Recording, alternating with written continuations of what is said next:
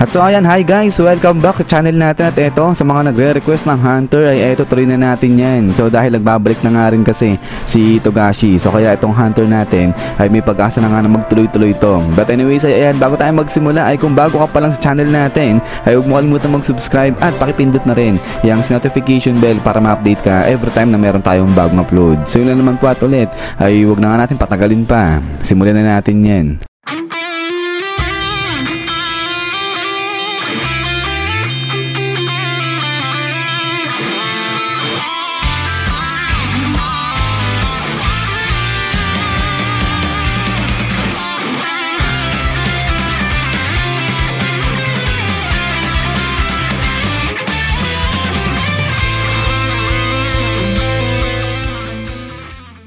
At so nung sa nakaraan nga ay dito tayo natapos sa pagtanggap ni Kurapika sa position bilang maging isang miyembro ng Zodiacs. At eto ay papunta na sila ni Maizai dun sa may Hunter Association. At so now, ang continuation niyan is dito naman na. So dating na, etong si Kurapika si Maizai dyan sa may Hunter Association at etong si Leorio sinalubong sila ngayon. Pero dito ay bubulong-bulong na etong si Leorio dyan kay Kurapika. Atong sabi niya nga dyan, teka lang Kurapika, yung mission natin parang ang hirap talaga, sabi niyang ganyan. At eto, sagot lang si Kurapika, sabi niya nga na meron na siyang narinig na konti patungkol dyan, pero wala namang problema, sabi niyang ganyan. At then eto, habang nag-uusap dyan, etong dalawa ay biglang labas na nga etong si Chidel, sabi niya nga dito kay Leorio sa kay Kurapika na siya na yung bahala magpaliwanag patungkol sa detalye ng mission na gagawin nila. At then pagkatapos nga niyan ay dito punta na sila sa may meeting room at nagsimula na magsalita etong si Chidel. At so dito ay sinabi na nga ni Chidel yung patungkol sa 5 makapangyarihang kontinente na kung tawagin nga ay V5, pero ngayon ay V6 na sila kasi nga nadagdag na etong Kakin. So now ganito sabi nga ni Chidel na etong V5 dati ay nag-effort talaga sila para i-explore yung Dark Continent, pero lahat sila nabigo at yung cause ng kanilang failure ay dahil nga dun sa illness at saka sa mga dangerous creature na na-encounter nila dun sa may Dark Continent. So yun nga yung 5 threats, yung Bryon, yung Ai, yung Pop, yung Hellbell, saka yung Zobe. At so now yung mission nila ay dapat ma-overcome nila alinman sa mga 5 threats na nga na yan. At syempre ma-explore yung Dark Continent at higit sa lahat yung makapagdala sila ng something na magiging beneficial sa sangkatauhan. At so ngayon yung sa pagdating naman sa kung gaano kadelikado itong kanilang mission ay aabot daw yan sa rank hanggang B+ hanggang A. So ibig sabihin mas higit siya dun sa mga Chimera Ants, kasi nga raw yung Chimera Ants hanggang rank bilang daw yung sa may risk o yung sa may kung gaano kahirap yung mission na yon. So mas matindi talaga itong pag-explore nila dyan nga sa may Dark Continent. At then ay pagkatapos nito ay tuloy ngayon dito ni Chidel, ngayon ay punta naman sila kung paano i-handle itong si Beyond Netero. At dito sinabi nga ni Chidel na yung plano nila ay dadalhin nila si Beyond Netero dun sa kunyari yun na yung Dark Continent, kasi may pros at saka cons kung dadalhin nga itong si Beyond Netero dun sa may totoong Dark Continent na. Pero sa ngayon wala pa silang consensus pagdating dyan. So ayan, initially yung plano kay Beyond Netero ay dun lang muna siya ibabagsak sa kunyari Dark Continent. Pero eto, habang nagpapaliwanag si Chidel ay dito sa kabilang banda si Leorio napapaisip na, sabi niya nga dyan, mas delikado pa, mas mahirap dun sa may Chimera Ant. Si Chairman Netero nga sinacrifice niya yung sarili niya matapos lang yung problema dun sa may Chimera Ant, tapos ngayon yung mission na kung saan kasama siya mas delikado pa. Pero eto ay habang nag-aalala nga dyan, napapaisip eto si Leorio ay eto nga biglang taas ng kamay si Kurapika naman. Sabi niya nga dyan, teka lang, meron lang akong gustong linawin o i-confirm, sabi niyang ganyan. So eto, sagot si Chidel, sabi niya nga dyan, sige tuloy mo, ano yan. At then eto salita si Kurapika, sabi niya nga dyan na malinaw si Beyond Netero meron siyang kakampi dito sa loob ng organization o ng association.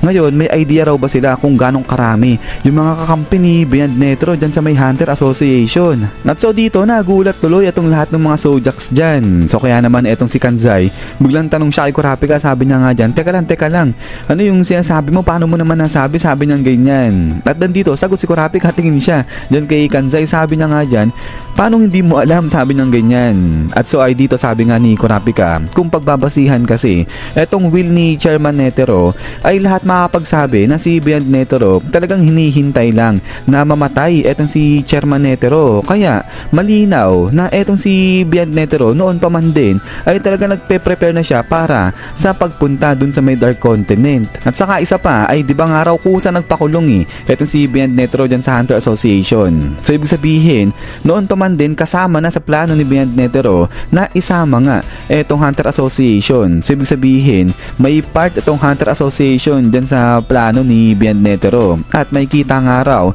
na confident etong si Beyond Netero na kaya niyang kontrolin etong gantong kalaking mission kahit na nakakulong pa siya dyan. So kita naman, ayan, nire-relax lang dyan etong si Beyond Netero, partida nakakulong pa nga siya dyan. But then ay tuloy pa nga dito ngayon ni Kurapika, pero para magawa nga neto yan ni Beyond Netero yung kanyang malupitan o malakihang plano, kinakailangan niya na isang malupit nga rin na kanang kamay at saka isang malaking grupo na magso-support sa kanya. So now, tanong ngayon dito ni Kurapika, during nung sa may appointed nga o sa pag-a-appoint nung successor ni Chairman Netero, may nangyari ba? Sabi niya ganyan, may naisip ba etong si Chidel? So sabi ni Chidel meron, at eto nga, yung pumasok sa isip niya ay etong si Pariston at kasama na pati yung mga temp hunters. At so dito ay napaisip ulit etong si Kurapika, sabi niya nga dyan, okay, sige kung ganun, ibig sabihin tama siya. At yun pa, na merong informant nga si Beyond Netero dyan sa loob ng Hunter Association. So ngayon, ay meron pa raw siyang gustong itanong ulit dito kala Chidel. Pero eto nga, biglang pinigil siya ni Maizay, sabi niya nga dyan, teka lang Kurapika, pwede ba kitang kausapin? Dun, labas tayo, sabi niya ganyan. At then ay pagkatapos niyan, ay eto nga, labas na ngayon si Kurapika saka si Maizay. At eto, tanong ni Kurapika si Maizay kung bakit hindi nila share yung information na yan dun sa ibang mga Zodiacs pa. Bakit din nila sabihin yung patungkol sa informant saka sa mga kakampi niya ni Beyond Netero.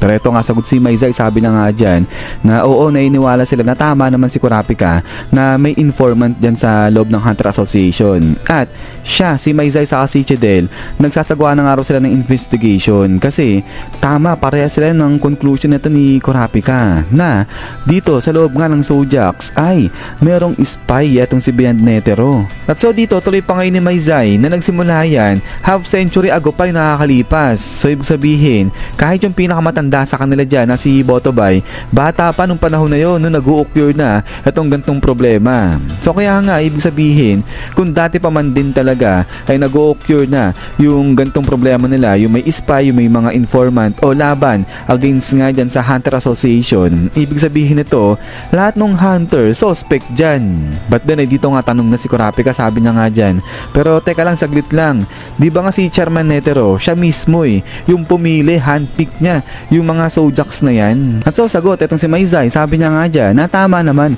etong si Kurapika, si Chairman Netero naman talaga yung pumili sa kanilang 12. Pero kahit nga raw anong gawin nilang objection o sabihin dyan kay Chairman Netero, hindi sila pinapakinggan ito. At ang ginawa nga ni Chairman Netero, in-appoint niya pa etong si Pariston para maging vice chairman dyan nga sa Hunter Association. So kaya nga dito, napabusangot itong si Kurapika, sabi niya nga dyan, ganun ba? Sa bagay, mukhang ganun talaga itong personality nga ni Chairman Netero. So ito, sabi nga ni Maizay dyan na si Chairman Netero, gagawin niya yung lahat na sa tingin niya yun yung masayang gawin. At sa tingin niya, si Pariston may kinalaman talaga dyan sa issue na hinaharap nila. So dito naman, ang sabi nga ni Maizay, pero yung sa pagdating naman sa pagbibigay ni Beyond Netero tuloy, ni Chairman Netero ng restriction dyan kay Beyond Netero, ay nai-imagine na nga raw nito ni Maizay na inaasahan ni Chairman Netero si Beyond Netero, yung anak niya, ay papatayin din siya niyan. So kaya tuloy pa ngayon neto ni Maizay na eto talaga yung dahilan kung bakit silang dalawa ni Leorio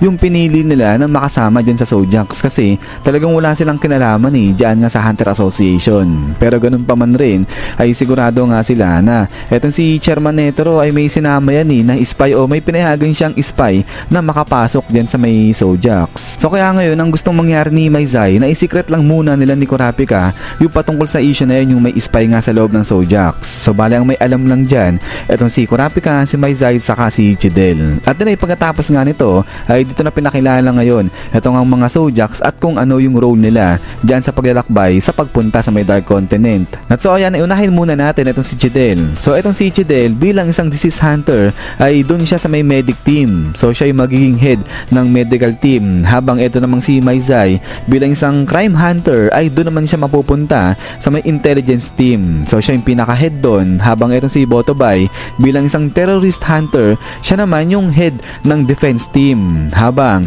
etong si Clark, ito eto yung nakakulay blue dyan, siya naman yung bahala sa team ng musician, ng dance at saka ng flora. So siya yung pinaka-head dyan. So by the way, isa palang botanical hunter etong si Clark. At eto namang si Pion bilang isang paleograph hunter ay siya naman yung bahala sa linguistic at saka sa interpreter intelligence team. At so pagkatapos niyan ay eto naman sa kabilang banda etong si Sacho bilang isang problem hunter. So antindi problem hunter etong si Sacho, siya naman mapupunta dun sa detective at saka sa handyman intelligence team. Habang eto si Sayu, siya naman ay mapupunta sa martial arts defense team. So by the way, eto parang si Sayo isang bounty hunter yan, yung unggoy na yan. But eto naman sa kabilang banda etong si Ginta bilang isang poucher hunter ay siya naman ay mapupunta dun sa ranger at sa flora team. So magkasama silang dalawa neto ni Clark kasi si Clark diba andun din siya sa may flora team. At habang dito naman sa kabilang banda etong si Kanzai bilang isang treasure hunter ay siya naman mapupunta dun sa bodyguard defense team. Habang etong si Jel isang poison hunter, siya naman yung bahala sa coroner at saka sa pharmacist science team. At din ay pagkatapos niyan ay lastly ay syempre itong dalawang bida na natin. So itong si Leorio, dun siya mapupunta sa team ni Chidel. At ang sabi niya nga dyan na gagawin niya lahat para makatulong siya dito sa mga to. At habang itong si Kurapika, dun siya sa may intelligence team naman. So magkasama silang dalawa ni Maizai. At then ay pagkatapos kang sabihin at ipakilala kung ano yung mga role ng mga bawat Zodiacs dyan ay eto nga salita na etong si Chidel. At ang sabi niya nga dito na magsisimula na yung hunter exam at ngayon yung pipiliin lang nila ay yung mga tao na talagang karapat dapat na makapunta dun sa may Dark Continent. So ibig sabihin yung kayang makipagsabayan dun sa danger ng Dark Continent. At then pagkatapos nga niyan ay dito sa huling salita ni Chidel, sabi niya nga dyan na okay sige, galingan nilang lahat dyan para maging successful o magtagumpay sila sa misyong ibinigay sa kanila ni Chairman Netero. At then pagkatapos nito is yan guys, so hanggang dito lang etong chapter natin.